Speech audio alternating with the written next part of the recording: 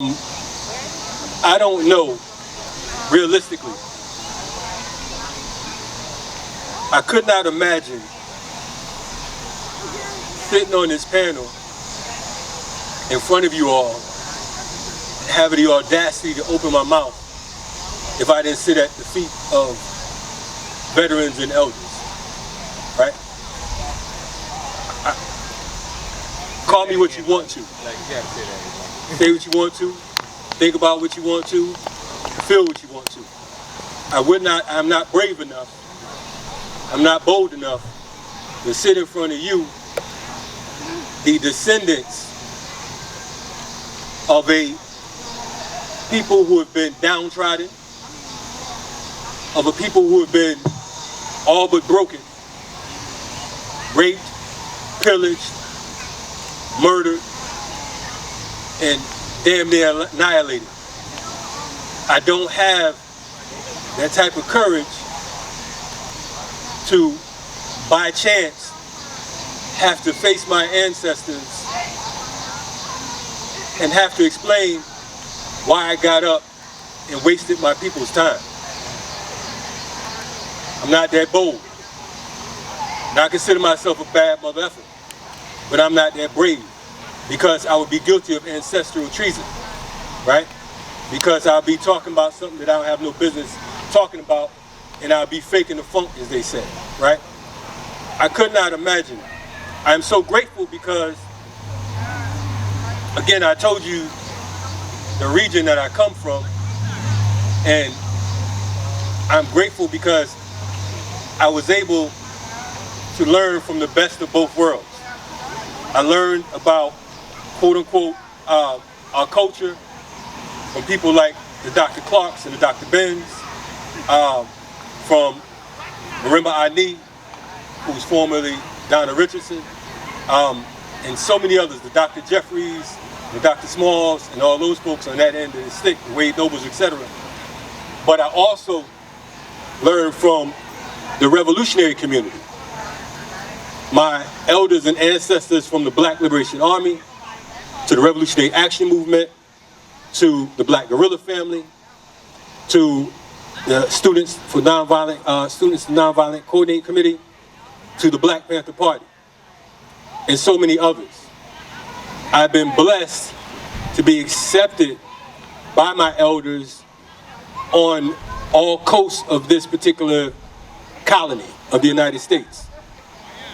So I didn't just start commemorating Black August because I saw it on social media and I thought it was cool and I thought it was a new Black History Month. I learned from folks like O.G. Shaka Athenin, who's an ancestor right now. I learned from folks like O.G. Kamasi, who are founders of the Black August Organizing Committee. I didn't go read about the Black Liberation Army. I learned from folks like Daruba Ben Wahad and the Sekous and so many others, right? Now I want you to understand that I'm not name dropping because most of you never heard of the names that I'm dropping. I learned from some other people whose names you do know, but they get enough credit. And some of them get credit that they don't even deserve. That's neither here nor there. My point in saying this is a matter of principle. My duty and my job and my goal is to always uphold those who came before me. Because I believe that we stand on our ancestors' shoulders for real. It's not a slick soundbite. It's not, y'all think I'm cool because I can rap. It ain't none of that. There's nothing I'm saying to you today that is original. Let me start with that. I take no credit for anything that I'm saying except for where I grew up and how I learned, right? But I learned from the people. And I learned from my OGs and I learned from my elders. When I talk about the difference between a comrade and a friend, we must be absolutely clear. Some of these folks don't know what it means to be a comrade because they have ulterior motives. A lot of the organizations and the organizers you hear today, many of them are part of the nonprofit industrial complex. Now, is that a diss on the nonprofit world? No. It's a diss on these suckers who utilize our people who capitalize off the pain and bloodshed of our ancestors, who capitalize off of the enslavement, the modern enslavement of brothers and sisters in our communities, and give them no credit. A lot of these folks, they hold town hall meetings, and they talk about gang violence, and they talk about what's on the community violence and hood violence and all that, but they never invite anyone from the hood. And it don't take place in the hood, it's on some town hall where they feel safe. These are people you should run from, right? You have folks, and I'm gonna get a little ugly right now, but you have folks like Black Lives Matter, who take our pain and our suffering, and since white folks and other Negroes who don't have a real connection, or don't have a finger on the pulse of what's going on, they utilize them, they pimp them, and they profit off of them, and legitimate organizations and organizers continue to suffer. Some of y'all don't like that. I love it. Some of you may be a part of these organizations. To you, I say there are sincere ranks within all organizations. I'm not blaming the adherents. I'm blaming those who put this type of lifestyle in practice and who cause us more damage and more harm than not. I need y'all to understand something, right? Because I've spoken on many stages, held many mics, all that. I don't care if I never get invited to anything else in my life. I really don't. I really don't. I have nothing to prove. In the words of Harriet, we have nothing to lose but our chains, right? We are shackled, we are enslaved, we are suffering right now, all of us.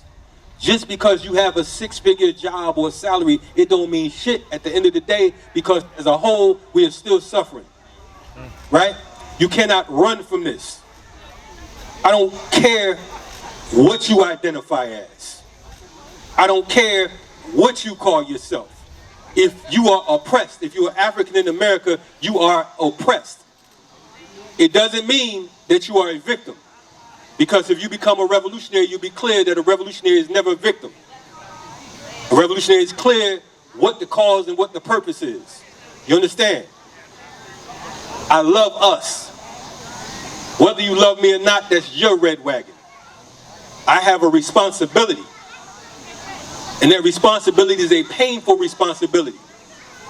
Because it's lonely in these streets. When you stand up and you decide that you're going to speak, that you're going to exist, some people say you bold, some people say you brave. That don't mean anything. It means that you are defying our enslavement. It means that you are against oppression. It means that you'd rather die on your feet than to live on your knees. And some of you got knee pads on, you become comfortable and your knees have calluses on.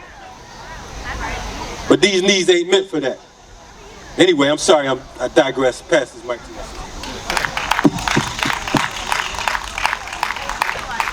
I'm so thankful that I get to